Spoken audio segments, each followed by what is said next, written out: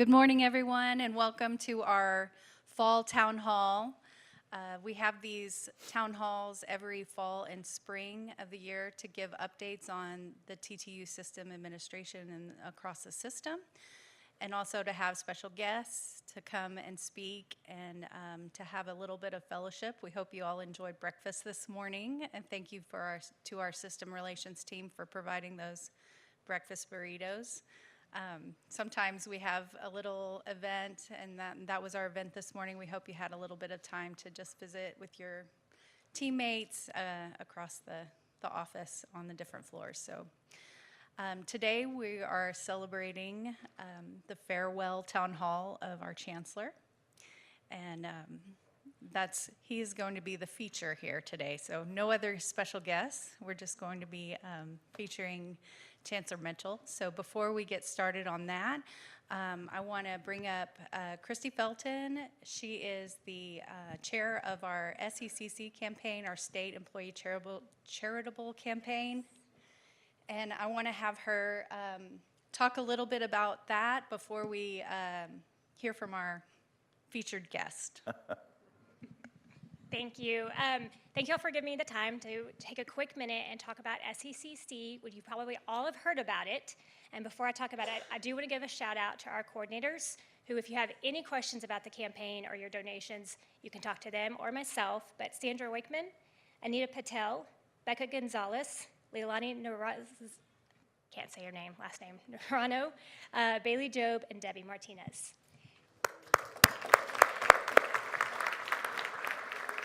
So real quick, for those of you that are new that don't know what the State Employee Charitable Campaign is, it's our opportunity as state employees to donate to local charities and statewide charities through payroll deduction or one-time gift. This year's theme, as you can see, is Be the One, because we want to ask you to be the one to make a difference, to stand up for a cause that you care about, and help serve our community. We are currently at 43% of our goal, so every little bit will help.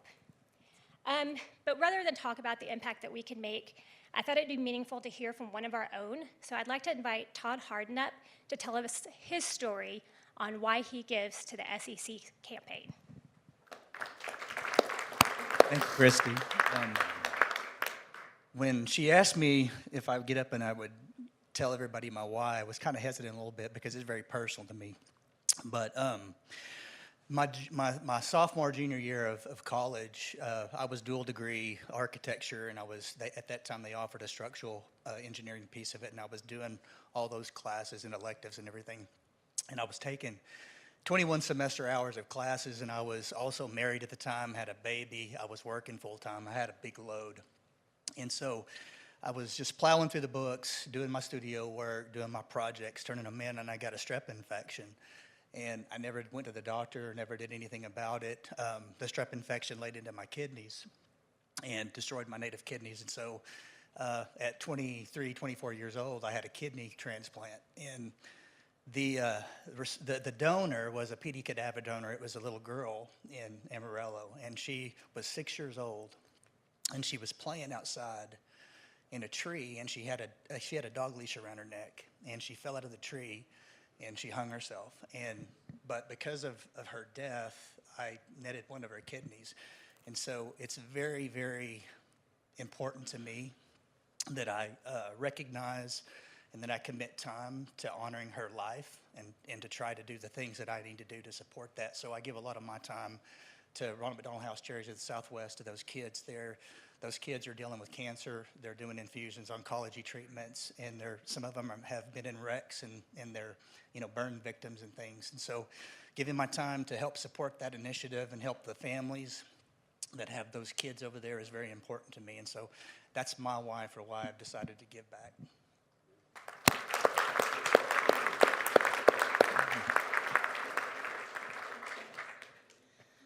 Thank you both so much.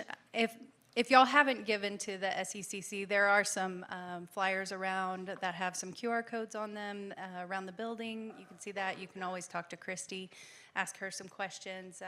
We hope that all of you can give a little bit to help this campaign. It's very important to us as a system administration. So thank y'all. My husband's a history teacher, and I was telling him that I was going to MC this for the first time today, and he was like, "Well, tell a joke and channel your inner Abe Lincoln." And I was, no. I said, first of all, I can't compete with the Chancellor. He has the best stories, true stories for sure.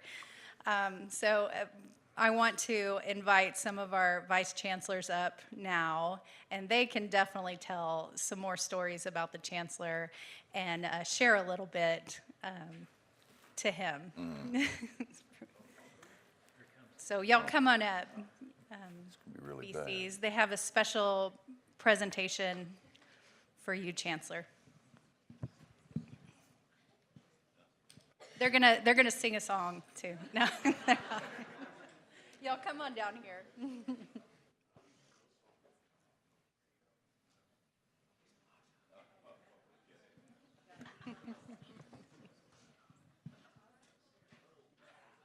gonna have you start it off. Can you tell the story about the shields? Oh, I'm gonna let Dr. Mitchell tell that one. Christina's throwing me a curveball here. Dr. Mitchell, are we holding this correctly? No. I've learned nothing over these last several years. A little bit better? Okay. Thank you, Christina, for having us come up here and share a special moment on behalf of Dr. Mitchell. My name's Daley Fuller, and I've had the honor and privilege of working for Dr. Mitchell for the past several years. I guess we first met in 2010 when he became president of the Health Sciences Center, and at that time, I was 7. But I was writing the press release announcing him as president of the Health Sciences Center. And I would never have thought 15 years later, more than that at least, that I'd be working for him day in, day out in this position. So on behalf of the VCs and our Chancellor's Office, one, thank you for the opportunity you've given us, and thank you for your leadership. And today we're supposed to share a little bit of one of our favorite stories or one of our memories about you. And we have so many things that we're going to miss. Of course, we're going to miss your true stories, if they're true or not. We're going to miss your doodles. We're going to miss when you whistle really loud and inappropriately before an event. Julie loves that. Yes. We're going to miss your prescription pad probably as well, too. So, but beyond all that, I'm kidding. Totally kidding. I know this is a live stream, but I'm kidding. But, you know, you're my third chancellor to work for. And I like to think that I graduated from the Kent School of Management. I got a diploma in diplomacy from Rob Duncan, but I got a PhD in leadership from Dr. Mitchell. And, you know, there are many stories that he shares. There are many lessons that we've learned. And the one that I will not forget and always remember is remember who you are, but remember who you work for. And we may report to the Board of Regents, we may report to the Chancellor, but we work for 65,000 students.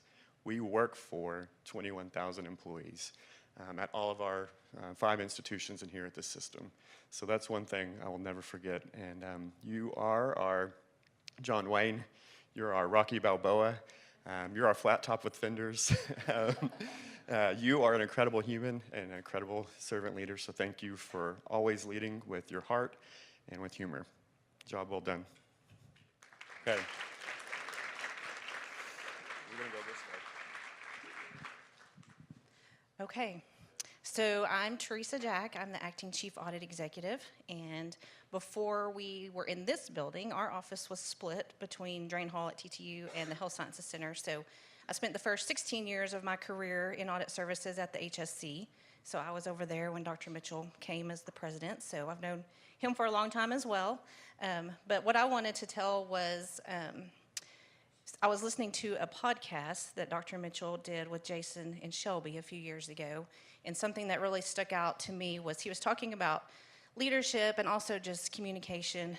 His story was actually around communication with patients, but he mentioned Socrates' 3 questions, and I was not familiar with that, and it really surrounds gossiping or, you know, if you're going to say something about someone, to kind of run your thoughts through this triple filter test.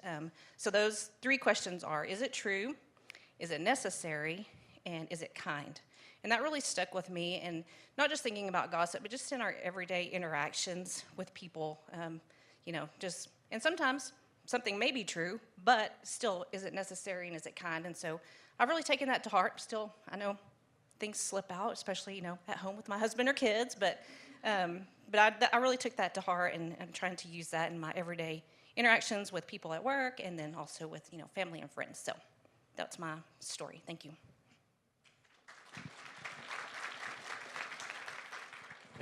I've got to do some notable quotes. So I'm Patrick Kramer, Vice Chancellor for Institutional Advancement. Known Ted over the last 15 years, and some of his notable quotes, we're going to go with John Wayne first, because this is one that he actually did himself, but it is, if you like John Wayne and you hate cancer, be a member of the Big Cure, become a pilgrim. So that's one of them. And then one that he's used maybe more behind closed doors is, life is tough, but it's tougher if you're stupid. But that is a John Wayne quote. The next one, of course, we all hear it, is the C.S. Lewis one, which is, humility is not thinking less of yourself, it is thinking of yourself less. Humility is thinking more about others. Humble people will focus on serving others, and that's where our servant leadership is really based. You just don't need to think of yourself as much.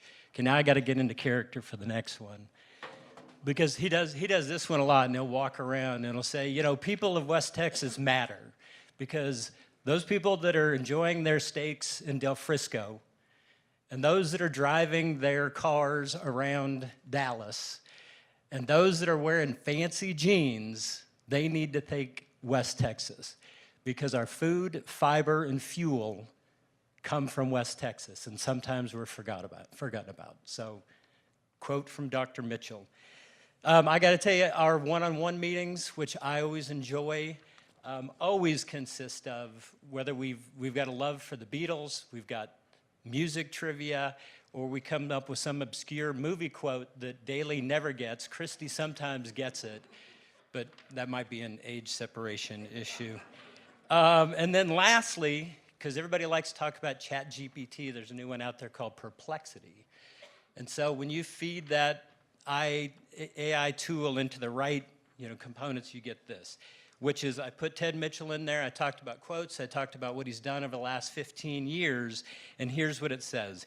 In summary, Ted Mitchell's notable quotes and messages over the last 15 years center on the theme of honest reflection and education, commitment to equity, principled leadership, and dedication to service and family. These come from his public talks, official statements, interviews, and social media communications. And I think they got it absolutely correct. So, Ted, thank you very much.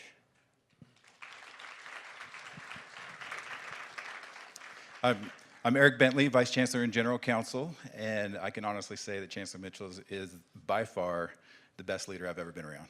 And I put that with, I've had coaches and church leaders and teachers, and there is no one that is even close to being as good of a leader as Chancellor Mitchell is.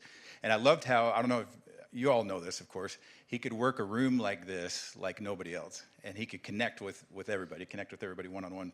And I remember one time he was doing that at a Chancellor Council's event, a dinner, and he gets into his jokes and he gets into his true stories. And one of my favorite jokes that he told was, he said that there's three things that don't lie: children, drunks, and yoga pants.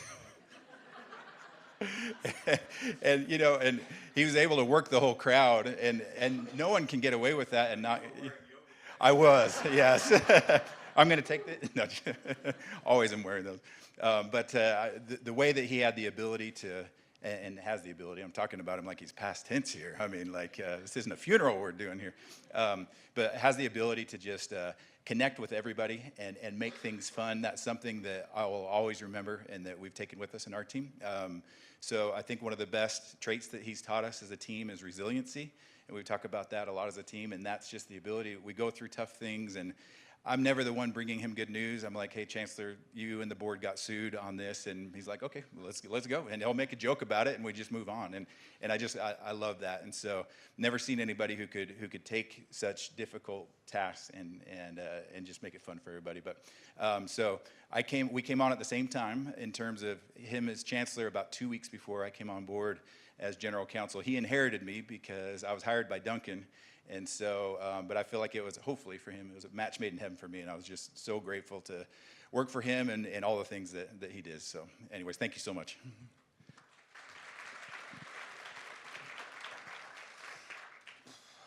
Morning. I'm James Malden. I'm the Vice Chancellor and CFO.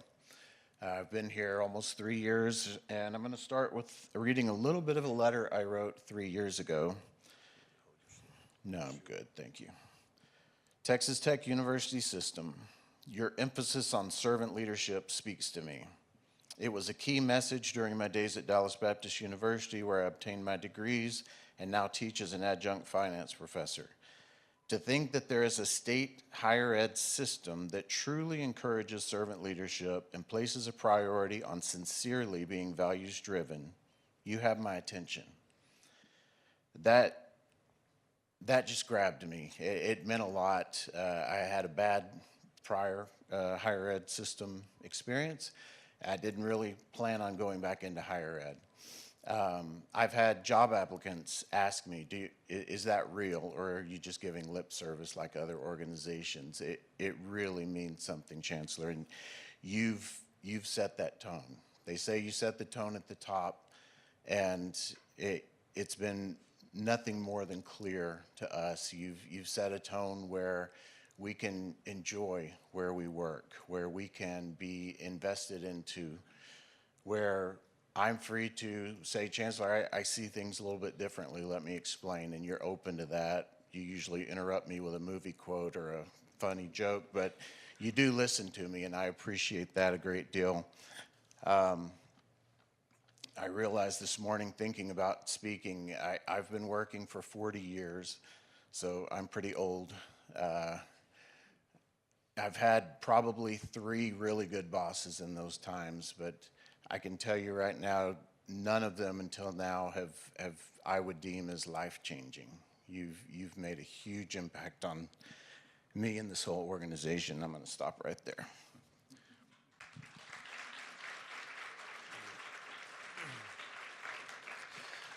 My favorite John Wayne quote is, never trust a man who doesn't drink whiskey, Patrick. So I need you up here, Chancellor. You're very trustworthy. I need you up here. I need a prop. You're my prop. Leave your coffee. No, and you got to stand right here. So in 2018, I became interim vice chancellor, and I had my first meeting with Ted Mitchell. And I did not know Ted very well, but he's very intimidating, as you can see. I know where this is going. Yeah, you do. And so Bob Duncan attire, right? I had my coat and my tie and my pocket square in. And I went over, gave my spiel to Mitchell, and I thought everything went extremely well. I stood up, he stood up, put his arm around me, put your arm around me. And what did you say? What is that? I said, well, sir, that's a pocket square. And you said? Don't ever wear one of those around me again. Yeah, so, but you are wearing them now, right? No, I'm not. You are. It's sewn into his jacket. Yeah. It just so happens I have one for you. Okay. So you wear a lot of black.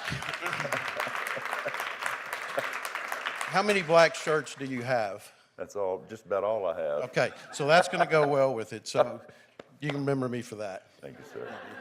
So that's my first meeting with you. But anyway, what a great leader. I just wrote down a few things about him.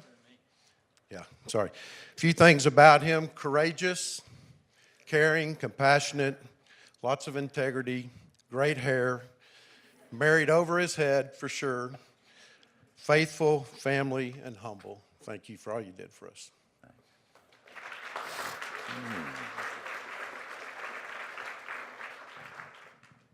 So I'm Kana McWhinney. I serve as the Secretary of the Board of Regents, and I've been literally crying over here this entire time because I knew I was going to break down talking about Chancellor Mitchell.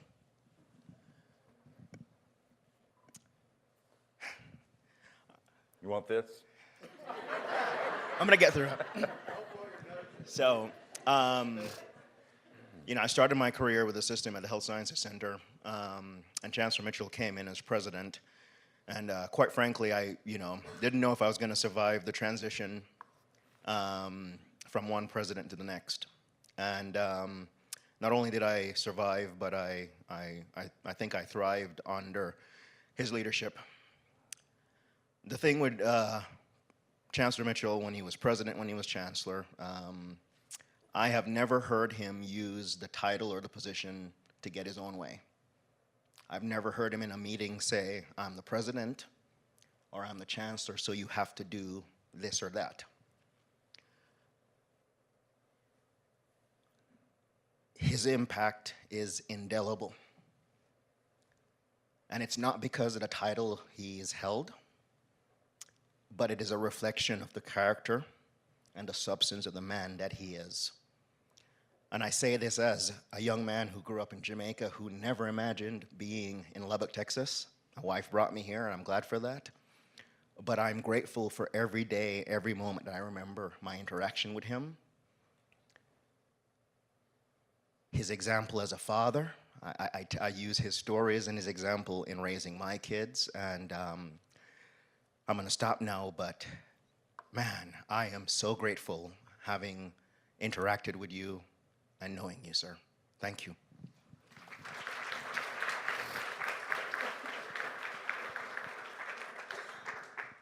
I'm Christy Haynes, Deputy Chief of Staff for Dr. Mitchell. Chancellor Mitchell, you make a hard job look easy. Servant leadership, you walk the walk. Every day, you set such an example for us. And last, you're authentically kind in every situation. I've never seen you be anything but your true, authentically kind self. We are better because of you. Thank you.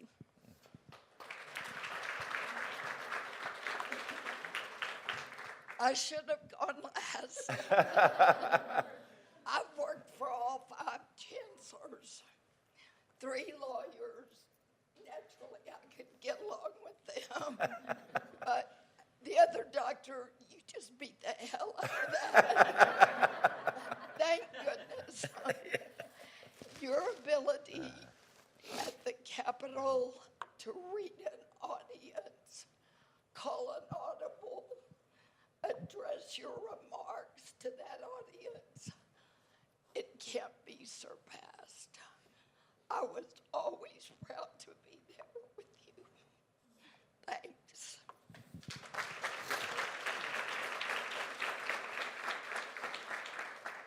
I'm Stephen Bain. I was the Vice Chancellor for Collaboration and Innovation. I'm the new kid on the block at that time. So first time I met Chancellor Mitchell, I had to give her interview. So I go to give the interview, I put on my best tie, my best suit, and I go into his office, and we sit down, he's like, what's that around your neck? He said, next time I'll have to cut it off. I said, all right.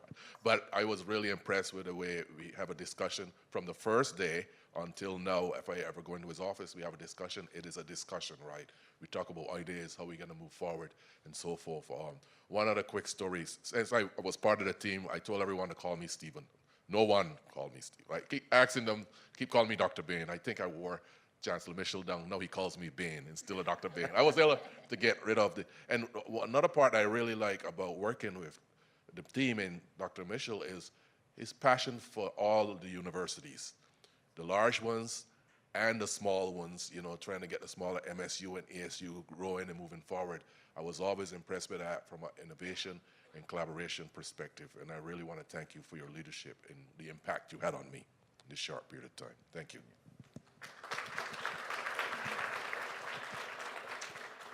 I'm Christina with Government Relations, and I've worked with Dr. Mitchell since I started in DC, and he was the president of the Health Science Center.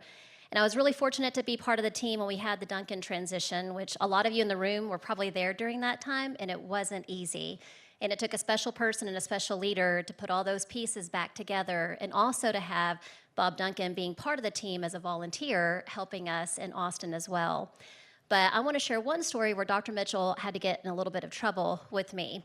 So at one point when he was interim chancellor, we were over in the chancellor's office and I had a mom fail, a working mom fail. I didn't realize it was a teacher work day. So I had to bring both of my kids into the office, so 7 and 5.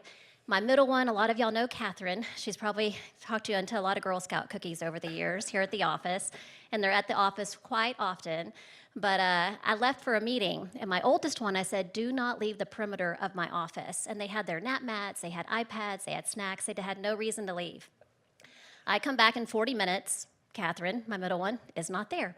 So I go office to office. I'm like, anybody know where Catherine is? She's 5, right? 5. Office to office. I walk out of the suite. Then all of a sudden, Dr. Mitchell comes walking out of his office, and he says, hey, do you know how to get my phone to work? And I said, well, I can try. What's going on? Right behind him comes walking Catherine. She was in Dr. Mitchell's office eating, I don't know what type of sugary treat that he had given her, and they were working together to prank call the students at the front desk. But thankfully, neither of them could figure out how to make the phone work. So I had to give Dr. Mitchell a little bit of a hard time to say, come on, I told her to stay in the office, right?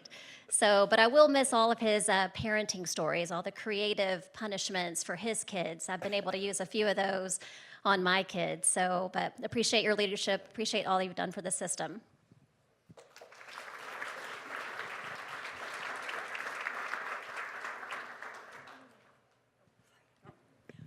Thank you all. We want to invite Chancellor Mitchell up here to take a picture and also tell us a little bit about why all of these executive staff are holding shields. Well, I'm going to get to that. I'll get to that in a little bit. I don't need this, do I?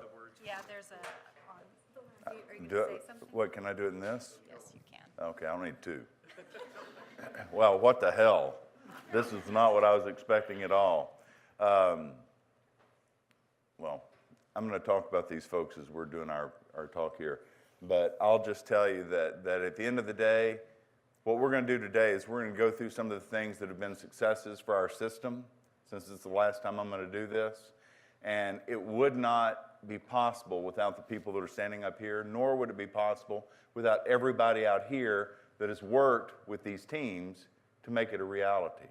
So for me, doing a job like this has been nothing but an honor. It has been extraordinarily fun. If you can't have fun when you come to work, you're in the wrong job. It should be something that you look forward to. I've always been blessed in every career that I've had. I've always enjoyed getting up and heading into the office, and I've enjoyed getting in my car and heading home. And if you can do that, I think you need to count your blessings. And so when you look around at the things we've been able to do, as I said, because of the people that are standing up here, we've had success that most people can't even imagine.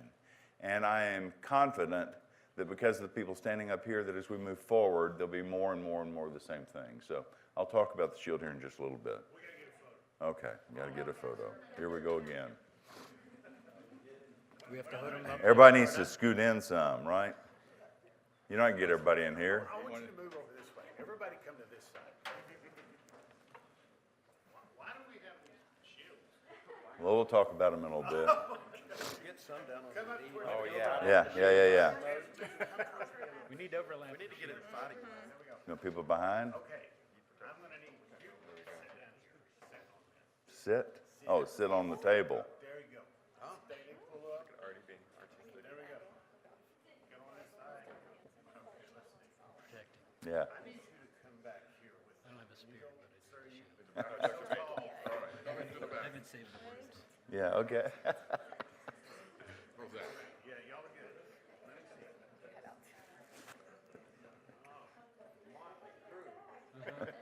Hold it. Let me get a few more. There we go. Hold it. And another. One more. Thank you. All right.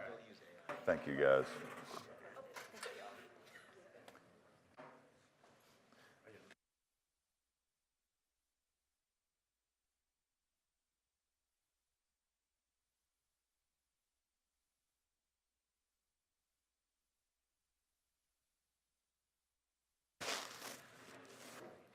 Yeah, Billy says he's leaving. Yeah, I heard you. All right. So I figured what we're going to do is we are going to talk about some great things that have happened that I've been blessed to be part of, being part of the system. The transition for Senator Creighton has already started on November 19th. So I'll do the last board meeting on November 14th. Is it the 14th? On the 14th. And then Brandon will start as Chancellor the following week on November 19th. And then for the February board meeting, which will be in Dallas, and Brandon will be here for the 14th, for the board meeting then, to kind of observe how things go. And then for the meeting in Dallas, we'll flip-flop, and I'll just listen in, and he'll do his thing. And everything thus far has been just extraordinarily smooth, and I expect fully that it'll continue to be that way. So, when Ben Franklin was doing his experiments with electricity, he was quite literally trying to catch lightning using what's called a Leyden jar, a jar that is lined with metal on the inside and out, and you can actually gather static electricity in it. At the time, they thought they could catch lightning in the bottle, which was impossible to do, but you could generate static electricity with it. So what came from that was the phrase, catching lightning in a bottle, which just means getting something, doing something that is extraordinarily difficult to do, where you have to be extraordinarily lucky for it to happen, and it's one of those things that may just happen once in a lifetime. It's when you've got the Eras Tour of Taylor Swift. You know, that's catching lightning in a bottle. It'll never happen again like that. Patrick mentioned the thing about the Beatles. When the Beatles hit the Ed Sullivan Show, or when Elvis Presley hit the Ed Sullivan Show, that's catching lightning in a bottle. Nothing like that will ever happen again. So if you can have, in a professional sense, if you can catch lightning in a bottle one time, you've had a really great career with something. I've been absolutely, completely blessed because with what we've done, we have caught lightning in a bottle again and again and again. And this has been from the work of all the folks that were standing up here. It's been from the work of all the folks in university leadership around our system. It's been from the work of everybody out here. And so I want to go through some of that because these are things that everybody in this room needs to be extraordinarily proud of, because the fact of the matter is, the work that you do changes lives. And I don't mean that figuratively. I mean it literally. It literally changes people's lives. The work that you do day in and day out, it doesn't matter what it is that you do.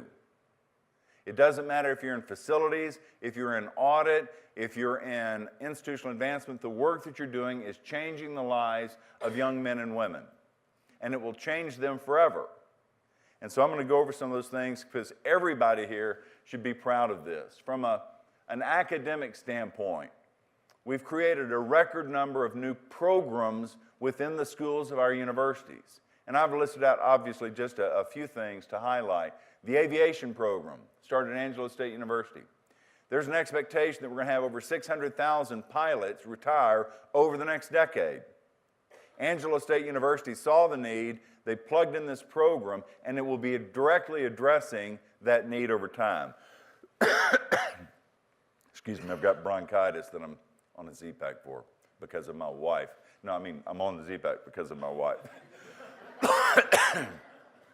We have the Veterans to BSN program. For those of you that have been in the military, corpsmen and medics are some of the most highly trained folks that we have, but they don't have college degrees. They leave the military, a lot of them wind up driving 18-wheelers. You're losing a lot of that education. We put together the first in the nation, a Veterans to BSN program, where these men and women will come through, they'll do a clinical skills assessment. They can get a 4-year Bachelor of Science in Nursing program in as little as 15 months by doing this. You change their lives, and you actually change the lives of every patient they'll see moving forward. Thus far, for that program, which has now been in place for several years, the NCLEX pass rate for those students has been 100%. Phenomenal program.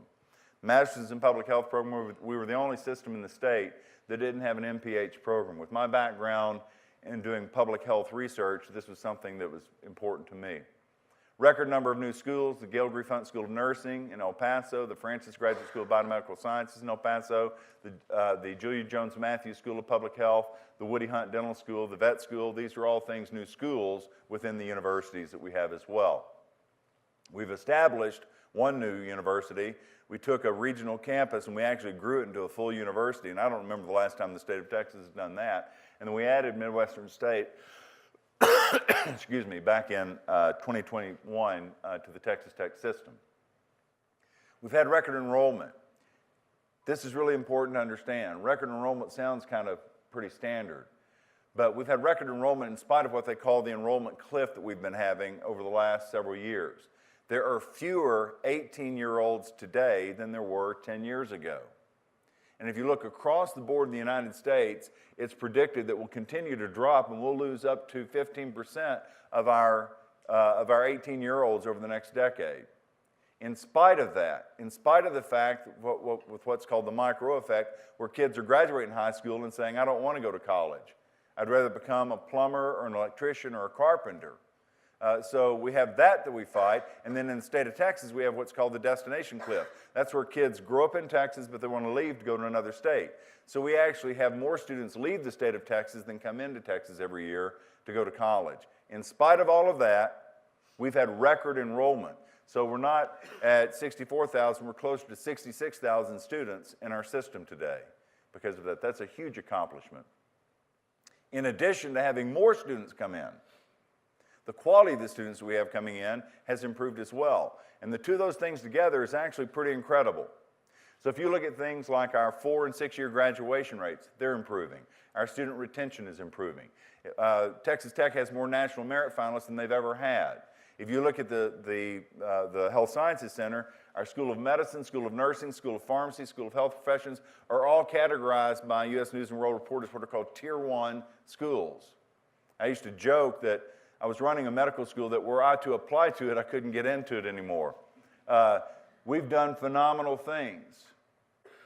Many of these things are catching lightning in a bottle. They are forever changing. They're forever changing the landscape of the universities. From a research perspective, most of you know Texas Tech hit Carnegie Tier 1 research status. That means it's in the top 5% of research universities in the United States. 2,800 four-year schools. We're in the top 5% of research universities in the United States. Most people don't know the Health Sciences Center also has Carnegie status as a special university for the research they do. We've had record total expenditures in research. We've had record state and federal grant funding for our research. We've established the Texas University Fund, the TUF. Now, when we talked about the TUF, this was to be our answer, at least from a research perspective, to the Permanent University Fund, the PUF. And so the state of Texas set aside, this is back in 2023, set aside a substantial amount of money, the spinoff of which was to go for research to the non-PUF universities. And there were 4 on the list at the time. And that continues to grow. So Texas Tech University now receives over $60 million a year in additional funding specifically directed toward research, which is outstanding. It's called the TUF, related to the PUF, but let's keep things in perspective. Texas Tech University, not our system, but Texas Tech University receives over $60 million a year for research money. The same year, the Texas Tech University will receive $60 million. Texas A&M at College Station from the PUF will receive $350 million. Not their system, but College Station. The University of Texas at Austin from the PUF, or the available university fund from it, will receive $1 billion. They can spend however they want on research or whatever. Same thing with A&M. So while this is extremely important, somebody mentioned the Rocky Balboa things, we ain't done yet on this. Because if you look at how lopsided this thing has become over the years, it's almost obscene. But the Texas University Fund was critical in changing the trajectory for Texas Tech University. It also required a constitutional amendment. So once the House and the Senate voted on it and the governor signed it, it still had to pass the voters of the state of Texas. So we weren't done until we got the constitutional amendment passed in the fall of '23. So this has been phenomenal for our university. Improved research quality. So it's not just about the amount of research that we're doing, it's the type of research that we're doing. Bain can tell you about this better than anybody. But this is the thing, in my opinion, instead of trying to be everything to everybody, you focus on those things where you've got skills, where you've got DNA in it, where you've got your heart and soul. By doing that, over time, you'll get better and better and better at that, and you get this halo effect back on everything else that you're doing.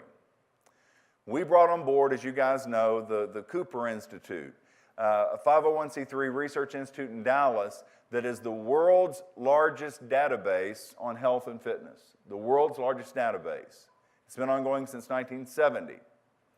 All the researchers that came with them, researchers have what's called a Hirsch index, an H index. And the people that live in the research world, they know that they can check somebody's H index and they get a feel for the quality of research they do. How many research publications they have, what type of funding they get, what type of journals they're publishing in, the quality of the journals they publish in, and you get an H index from that. When the Cooper Institute joined the Health Sciences Center, the collective H index of the researchers they brought with them raised the entire H index of the university.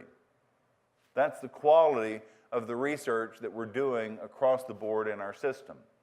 We don't talk about our service successes. But you have to remember, at the end of the day, particularly on the Health Sciences Center side, both here and the one that's headquartered in El Paso, what you do literally in service to the people around you is a huge part of who you are as an institution. So we established a wellness initiative here throughout the system. Most of you know Janet ran that. Christy Haynes has been very instrumental in making that work. But this is to make sure that we as a system are engaged with our healthcare providers, that we're taking care of ourselves, that we're taking care of our blood pressure, our cholesterol, our blood sugar, et cetera, et cetera, et cetera. We were, for the largest 15 agencies in the state of Texas, we were ranked, Texas Tech Health Sciences Center and Texas Tech University, 14th and 15th out of the largest 15. And I don't mean that in a good way. I mean it in a really bad way. Now we're ranked 1st and 5th around the state. So the model that we put together for this, even though it's not something you hear about day in and day out, has been a huge favor to the state of Texas, because this means we're spending less money with our health care for the state. So this is an important thing that we do as a state agency. In addition to that, who knows here about our homeless clinic? We've had a homeless clinic that we've been running for years through the Health Sciences Center. People that have no access anywhere. In fact, we work in conjunction with Texas Tech with social services over there to see, are they veterans? Do they have access to other care that we can plug them into different clinics around? So this is truly for those people in our community that have no access to health care. Every Wednesday night, they can go down to 34th in Boston, and they can be seen down there in an ongoing fashion. They also have a food pantry that we put together with Texas Tech. We also have a Class D pharmacy where they can get prescriptions they need. So this is something that has changed the city of Lubbock for this. It was so successful here that we replicated it in El Paso. In addition to those, we do have a Medicaid clinic here, the Combest Center, that was so successful here as a federally qualified health center that we expanded it to Abilene. And the one here continued to grow to the point that we had to open up a second site here in Lubbock. These are things that you should be extremely proud of, because the work you do is what makes these things run. We established the Regional Security Operations Center, the RSOC. There are 3 in the state of Texas run by universities: UT Austin, UT RGV, and Angelo State University. Angelo State University is by far the most successful of the RSOCs. What do? They take care of the community around them. They're kind of the lifelock, if you will, for all these businesses and entities around them. So they're constantly monitoring through Angelo State University what's going on at Odessa College. They will give them a heads up and say, you guys have just been hacked. We're working to stop it. This is a huge benefit to the state of the things that we do. And we established Twitter, the Telemedicine Wellness Initiative for Treatment and Referral, for Triage and Referral. We thought it was a really cool acronym. Apparently Jack Dorsey didn't think so we had to change the name. But what this did was, this was a way, we started this after the Sandy Hook shooting in 2012. Governor Perry at the time said, Is there not some way to find these young men and women that are these ticking time bombs? We put together a program that would use telemedicine to intervene we used 8th grade to 12th grade as our target. We picked 6 school districts around Lubbock to try this in. The success of this was such that over time we expanded it to the entire state. This is now, the name has been changed to TCHAT, the Texas Child Health Access Through Telemedicine Program. We involve all of the systems in the state of Texas. We also include Baylor College of Medicine in this. We've divided the state up, and this is now providing access to 4.4 million students. That started right here in Lubbock, Texas, with a pilot program through the Health Sciences Center. 4.4 million school-aged children in Texas have access to mental health because of something that started in 6 school districts around here. These are the types of things where you are indeed catching lightning in a bottle. You forever change the community that you're serving with these things.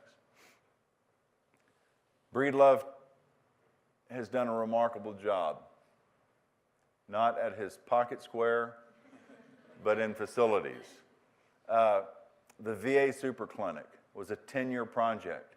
The veterans around here had to go to this dark, drab, 35,000 square foot hellhole in South Lubbock. I don't know if any of you ever saw the VA clinic in South Lubbock. It was terrible, completely inadequate. We now have this gorgeous facility, 100,000 square feet of a super clinic across the street from the Health Science Center, and the feds actually agreed to go ahead and do it in Spanish Renaissance for the architecture. Very, very cool. It looks like it belongs right where it is. University Center. Now, I know that when you say something like this, it's like, well, what is the big deal for that? When I started at the Health Sciences Center, and this is not a joke, it took me about a week to consistently figure out how to get to my office. The way that thing was laid out over there, there was no good way to get in. I jokingly tell people, I half-jokingly tell people, I think that some Soviet Union guy designed it.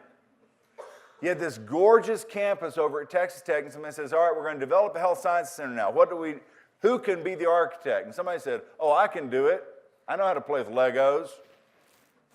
This brick over there became the Health Science Center. But as a consequence, even the ingress and egress to the facility, you didn't know where it was. You walk into the building, I'm here to see somebody in the School of Nursing. Well, who do you want to see? Because depending on who you want to see, it's different places around there. It was a complete chaotic mess. We finally have gotten this thing figured out now where when you pull in off 4th Street, there's a traffic light there now, but when you pull in, it's very much like the signage when you pull in on Broadway to Texas Tech. It's obvious where you are. The University Center right at the front is obvious where everybody goes. You've got a swag shop in there. And the reason this is important is because every young man and woman that's applying to medical school, nursing school, pharmacy school, you've got to have a wow effect.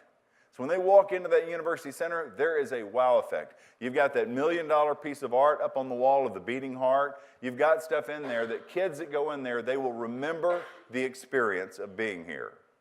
And I believe that's part of the reason why you continually see our rankings move up on that side, because it makes an indelible impression on the kids that come through. The cotton classing facility, those of you that are from this part of the state understand how important this is. We now have the busiest cotton classing facility in the United States. Memphis is right behind us. The dental school facilities in El Paso, the vet school facilities in Amarillo, the Innovation Research Hub right here across the street from us. The RSOC, as I mentioned, a new data center that we just bought from USAA. The Military Education Center in Wichita Falls, and the Laura W. Bush and the Kenneth H. Center in Dallas. These are all things that all you have to do is ask alumni when they're coming in to any of our campuses.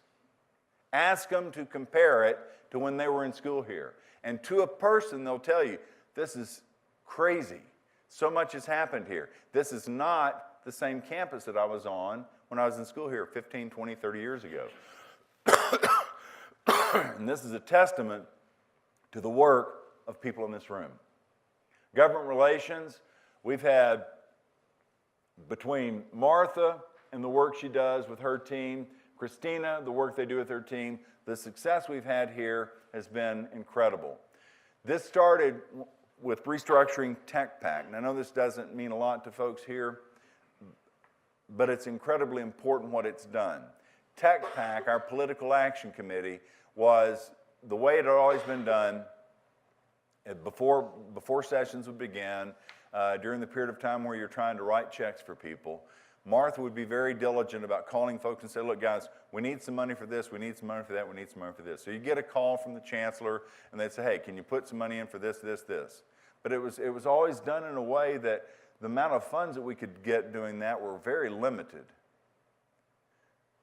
And what you would notice that when you'd be in Austin, the longer you go into a session, the harder it is to get in to see somebody toward the end of session. But the guys from UT and A&M never seem to have problems getting into people toward the end of session. Partly that's because they know them very, very well. They have offices down there. Partly it's because they've been supporting them, the people that support the things that go on at their universities, they've been supporting them financially. So we completely revamped Tech Pack to make sure that we threw a much wider net, so the funds that we would have for the people that we were trying to support would be the amount of money we could fund them with was far different than what had been in the past. It makes a difference trying to support people that you're hoping will support you. The School of Veterinary Medicine and the School of Dental Medicine. I don't need to go into great detail about this, but this was an absolute dogfight. It was an absolute dogfight. I spoke to the Chancellor of A&M right at the very beginning of session in 2019. I had known him before, and he said, I'm going to tell you, Ted, right now, it'll be over my dead body before Texas Tech gets a vet school. By extension, they also came after the dental school because A&M had developed their own dental school. No, that's not right. They had bought a dental school, and they didn't want us to have one. There was an op-ed written in Dallas Morning News about why the state of Texas didn't need another dental school, written by folks from A&M. Now, this is not about the Texas A&M system. This was about the chancellor at that time wanting to make sure that we didn't get something that they had. And it was a real mess. And it was an absolute fight every day for 140 days. And there were people in our system absolutely convinced we shouldn't be doing this because there's going to be too much of a heavy lift and it's going to get us sideways with other people. But it was the right thing to do. We're going up there today, so who am I going to get in trouble with if I tell what we're talking about today? Is it public? Is it supposed to be public tonight? It's supposed to be public tonight? Okay, don't tell anybody I told you this. We just got our permanent accreditation for our vet school. When you get permanent accreditation, generally speaking with that, you'll have citations, things that you need to work on, but you still get your accreditation. We had no citations. In fact, we had 2 commendations, which never happens when you get your permanent accreditation. That's our vet school. The national average for passing the certification examinations, 88%. Texas A&M had a 96% pass rate. We had a 97% pass rate. Most importantly, almost without exception, our students, as they graduated, all have gone into rural areas. Exactly what we were targeting. So we have 2 vet schools in the state of Texas that are extraordinarily complementary to one another now. One that focuses on rural areas, mixed animal practices, large animal practices, and one that focuses on the urban areas with small animal practices. It's a perfect complement for the state. But it was a hard-fought fight throughout the entire session in 2019, but well worth it at the end of the day. Midwestern State joined us in 2021. We had push at the time because another system wanted that university to join their system. But at the end of the day, their demographics fit far more into the demographics of what it is that we do. So we acquired a phenomenal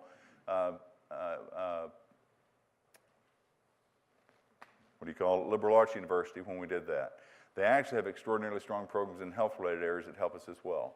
I got a call in the spring of 2021, right before the conference committee, from the Chief of Staff and the Lieutenant Governor's office. Chief of Staff said, the Lieutenant Governor wants to talk to the big three about health care. And I've never heard the Lieutenant Governor reference the big three before. UT, A&M, and Texas Tech. And it wasn't about higher education for our three university systems. It's about higher education overall. And so the fact that we had just gone through the session before and had shown what it was, who we are and what we can do, when there are conversations now about higher education, we're always involved with them in a way that before that time we had not been.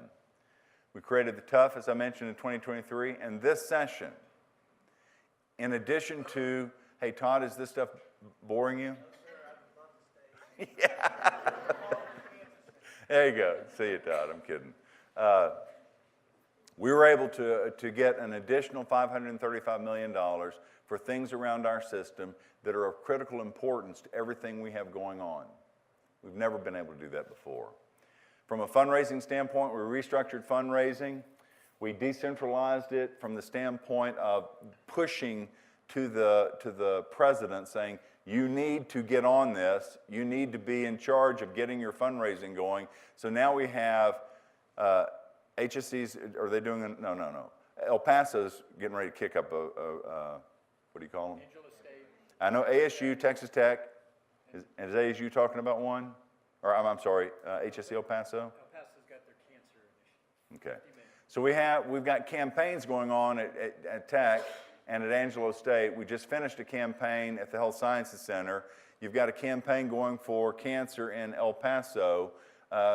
These are things that prior to this time, the universities didn't have their own campaigns. Now they do. Patrick's office has really done things to expand capacity with the data system that we have, where you can research the things that the universities need in order to go out and do the things they need to do. And as a consequence, if you look at all of our system activity, going all the way back to the inception, if you go and look at the average going all the way back to 1996, we've averaged about $114 million per year in fundraising. Now, to go all the way back to 1996 is actually not fair. When Monfort was here as chancellor, you only had 2 universities.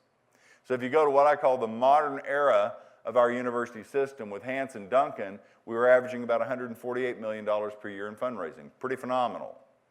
We made a change here in 2020 to push this out and to make sure that the universities are really carrying their own water when it comes to fundraising. And as a consequence with that, our fundraising has skyrocketed. We're now averaging over $270 million per year in fundraising.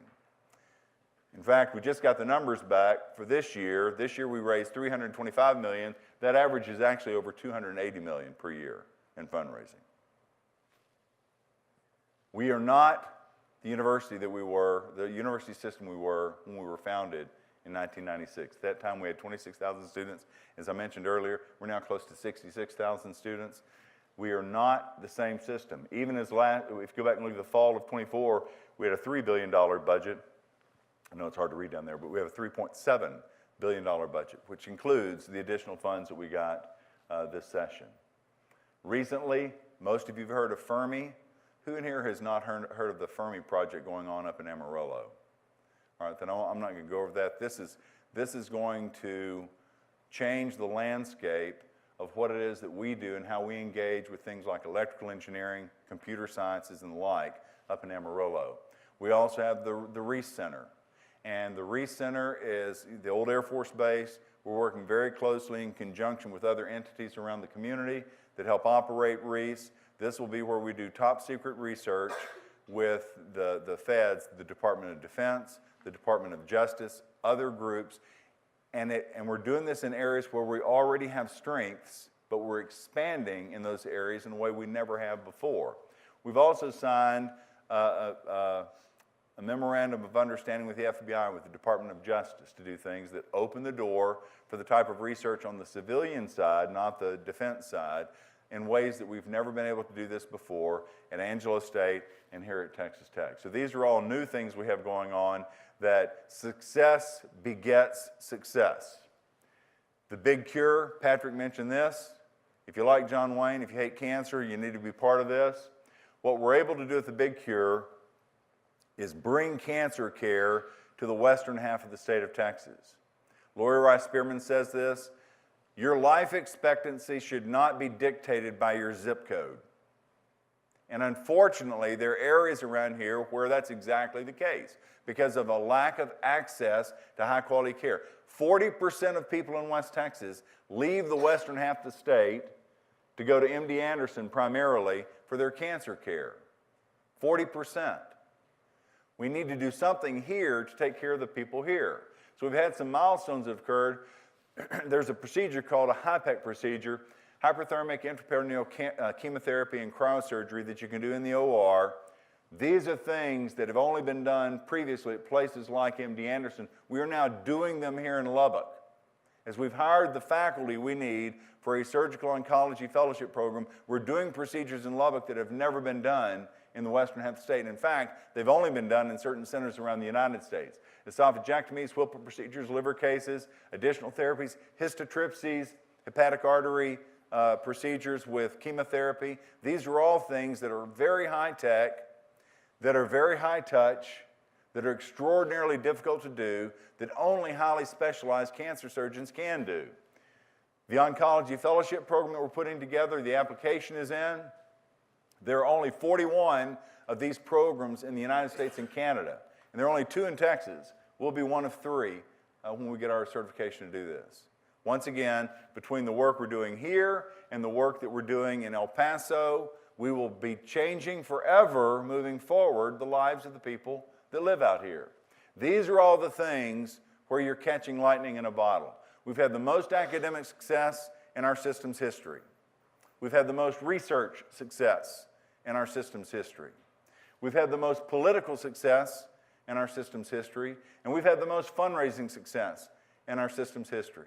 I'm not an academic, I'm not a researcher, I'm not a politician, and I'm not a fundraiser. How in the world can we do this? I'll tell you how. It ain't because of me. It's because I've been around here long enough that we've been able to bring people on board, and with the people we have on board, get them all focused on one thing: servant leadership. Excuse me, that's my bookie.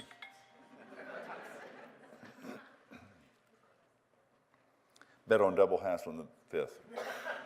Okay, got that done. I'm just kidding. Servant leaders. I may walk slowly, but I never walk backwards. One of my favorite quotes from Lincoln. It takes time to get people in place. I was on the resource committee for Scuvenek being hired. I was the president of the Health Science Center when we hired Lang as the new president for the HSC El Paso. And the regents put the decision on me to bring him on board. I was chancellor when we hired the other 3 presidents, ASU, MSU, and the Health Science Center. We almost got it right at the Health Science Center. I'm just joking.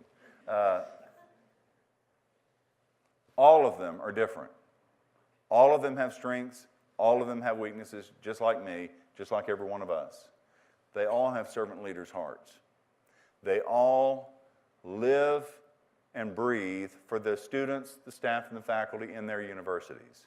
Makes all the difference in the world. Traditional leadership sees leadership as a rank to obtain. I want to become the boss. I always tell my kids, don't worry about being important, worry about being useful. If you are useful, over time, somebody's going to make you important. Worry about being useful. Traditional leaders use power and control to drive performance. I'm the president, you have to listen to me. I'm the chancellor, you have to listen to me. This is what John Maxwell calls level 1 leadership. It's the lowest form of leadership there is. To tell somebody, you have to listen to me because I'm the boss. It's the lowest form of leadership that exists. Measuring strength through output. How much money can we raise? How many buildings can we build? How many kids can we enroll? Et cetera, et cetera, et cetera. Does all the speaking, and at the end of the day, believes it's about them. There's a great story that Simon Sinek tells about a fellow, and I know that a lot of you have heard this, but I'm going to say it again real fast. He's talking about a fellow that's the former Undersecretary of Defense, and he's at this large national conference speaking. And in the middle of speaking, as he's sipping on his coffee, he just stops in the middle of it and goes, you know, I spoke at this conference last year, and last year I was the Undersecretary of Defense. Last year I flew out here business class. A limo picked me up, took me to the hotel. They already had me checked in. They had my luggage taken care of. The next morning, the limo picked me up, brought me to the venue, took me around to the green room, and as I went in there, this beautiful ceramic coffee set with a ceramic coffee mug for me to have my coffee in as I waited to speak. This year, I'm the former Undersecretary of Defense. I flew out coach. I took a taxi from the airport to the hotel. Nobody's waiting for me. This morning I got up, took a cab over to the venue, came in through the front because it didn't take me around to the back. Walked in, I saw a fellow sweeping the floor and asked if he had any coffee, and he pointed me over to the corner to this Mr. Coffee Pot where I poured myself a cup of coffee in this here styrofoam cup. He said, the fact of the matter is, I never deserved the ceramic cup. I only deserve the styrofoam cup. The ceramic cup was not for me. It was for the position I held. Each one of us needs to remember, we don't deserve the ceramic cup. We deserve the styrofoam cup. What the ceramic cup gives you the opportunity to do is do good things for other people. So if you look at servant leadership, it's only an opportunity to help other people. That's all it is. Sharing power and control. Where's Christina Butler? So she got mad at me. Mateo, I'm doing this interview to a newspaper. Maybe I shouldn't have said this, but I did. Doesn't matter. Christy, say it. What are they going to do? Hate me? I'm already done. Anyway, he asked me about, I don't remember what it was, the people that work with me, whatever, and I said, I'm going to let you in a little secret. When Christina comes in and gives me all these memos that she's written that are coming from me, it's supposed to go out and ask me to review them, hell, I don't review them. She wrote it. She's really good. I don't need to read it. If she's happy with it, I don't need to read it. She's not going to do something. I'm not in a position to be telling her how to do her job. If you have really good people around you, let them do their thing. Don't get in their way. Support them when they need your support. The growth that you should measure is not in how much money you've raised, or how many buildings you've built, or how many programs you've started. It should be in the people you're developing that do all those things, because that becomes the natural output of growing your people the right way. That's how that works. Listen to what other folks say and understand it ain't about you. It's not about trying to get yourself a plaque or a statue or this or that or whatever. It's never about you. It's about what you can do. This is something that every year that I've been chancellor, I go over this with the regents. In my opinion, this is the role of a chancellor of a system. Champion the institutions of the Texas Tech University system. We should be, all of us in this room, the biggest cheerleaders for all 5 of our universities. We should be that, all of them. Support the universities in their missions. It's not my job to go in and tell them, you need to do this, and you need to do that, and you need to do this. What are your missions, and how can I help you with those? Lead the universities of the system in initiatives that have system-wide impact. So if there's something going on that affects multiple universities, then it is my job, our job, to make sure we're leading in that respect. We assist them in the ones that have specific impact to their universities. We run our offices here in system administration. We oversee the components because at the end of the day, the buck does stop here. At the end of the day, what goes on in Angelo State, what goes on in Midwestern, eventually the ultimate responsibility hits here. And finally, we have to act as a sentinel for the system. And that does mean that every now and then, our job is to chase away monsters. Our job is to do that, not the universities. We don't leave our universities dangling. We don't lead them to twist in the wind. If we need to do something to pull the attention to us, that's bad attention, then that's our job to do that. This, then, we talk about the Spartan shield. So, back in ancient Sparta, the soldiers that were in forward battle areas had to have with them at all times a helmet, their sword or spear, their breastplate, and their shield. If they didn't have their helmet on in a forward battle area, if they didn't have their breastplate on in a forward battle area, if they didn't have their shield or their spear with them in a forward battle area, it was a punishable offense. However, if they didn't have their shield with them in a forward battle area, it too was a punishable offense, but it was punishable by death. Why? The helmet, the breastplate, and the sword or spear was to protect them. The shield was to protect not only them, but the soldier next to them. They fought in what's called a phalanx. And it's a Greek word that means finger. They fought overlapping shields so you could protect the soldier next to you while he was fighting, and they could protect the soldier next to them while they were fighting. So my whole thing with the shields for the Vice Chancellor is to remember, our job, bless you, our job is to protect those around us. Who's behind us? Who's behind us are the 21,000 employees and now near 66,000 students. That's who our job is to protect. It is not our job to protect the regents. And I tell the regents this. It is not the president's job to protect me. It is not the vice chancellor's job to protect me. It is not the vice president's job to protect the presidents.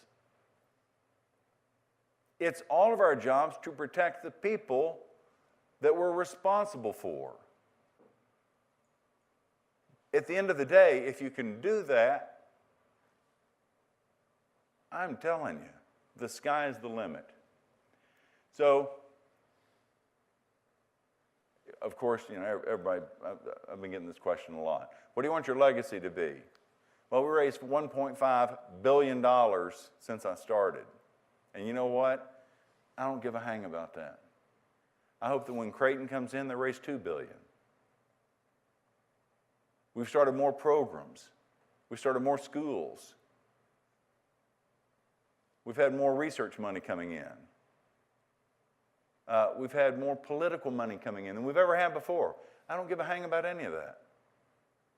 And I hope that Brandon comes in and beats all of it. If everybody can remember to take care of each other and work hard at what you do, to be effective at what you do, this is the secret sauce. Bless you. You guys are the secret sauce. Our people are the secret sauce. Our people are the reason we can do things that people have been telling us for years we could never do. And the corollary, how do I want people to remember me? With a smile.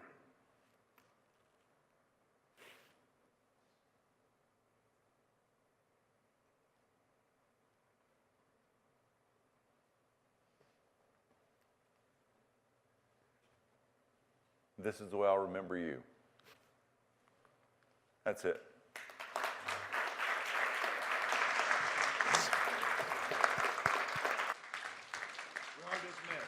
No, you're not. No, you're not dismissed yet.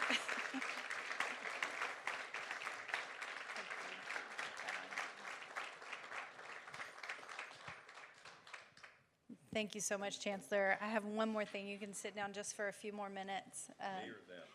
Well, you can sit down too. I know he's not going to talk about himself and his time here over the past 15 years. And we recently had an interview with Karen McKay, and she did a really nice video on the Chancellor. And I don't know if all of you have been able to see it, but I wanted to share that with you now so you guys could get a little bit of a look back on his time here at the Health Sciences Center and at the system. It was 15 years ago that we got a first glimpse of Dr. Ted Mitchell on his ranch in East Texas with no ties to Lubbock or Texas Tech. But now as he plans to retire as Chancellor of the university, I had the pleasure of sitting down with the good doctor to look back at his time here, his impact, and what he will miss when he leaves Lubbock.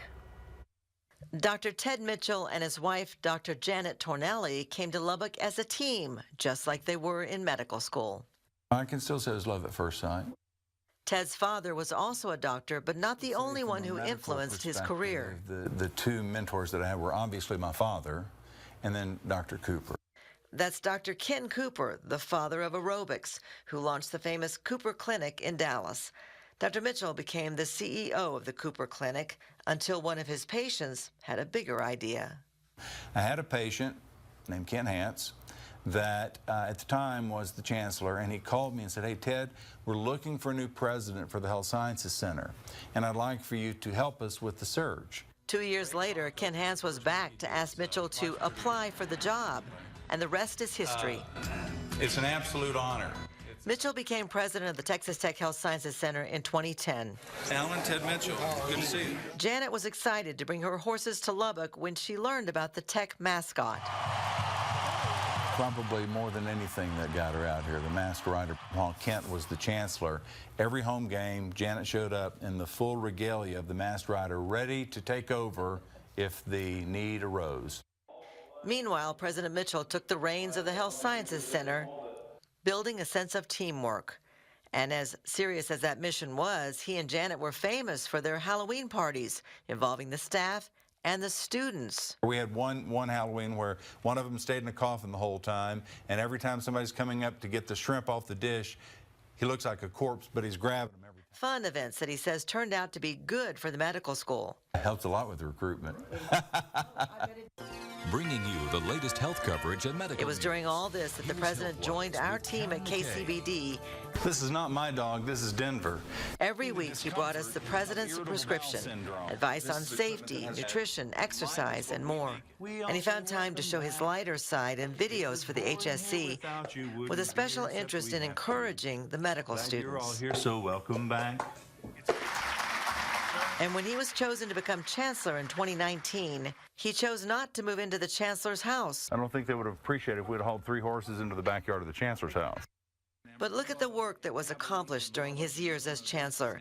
The Texas Tech system added a dental school in El Paso, the VA Super Clinic in Lubbock, the School of Public Health in Abilene, Midwestern State University in Wichita Falls, a vet school in Amarillo, the first in Texas in over a century.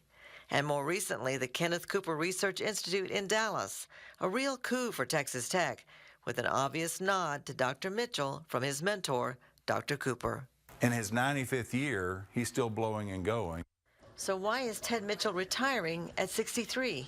When I turned 40, I received that jar as a gift. It was filled with marbles, but every Monday for the last 22 years, he says he has moved one marble from one jar to the next to appreciate the time he has left with his children who are grown now and their children. We now have 4 grandchildren with the 5th one on the way, and that jar is just over half empty. I'm going to spend time with my wife, with my kids, with my grandbabies, reconnecting with things at the ranch. You may have seen the episode on Treehouse Masters. Yeah! Where Janet supervised the building of a massive treehouse at their ranch in East Texas, while Ted supervised the growth of the Texas Tech University system to include 21,000 employees and 64,000 students. There's an old saying that there is no limit to what you can accomplish if you don't care who gets the credit. What will bring a tear to your eye on your last day when you walk away? The people. Great place, great things, great accomplishments, not from me, from everybody working together, great things, and it's always about the people.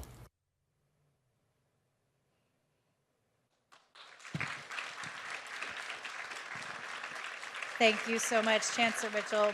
I know we couldn't do the things that we do without your leadership And I just want to say on behalf of all of us here, thank you so much. Thank you for all being here today. And we hope you all can join us on Friday for the Chancellor's reception. It's at 5:30 at the Health Sciences Center Event Center. You're all invited. Please join us there if you can. Do you want to say anything else?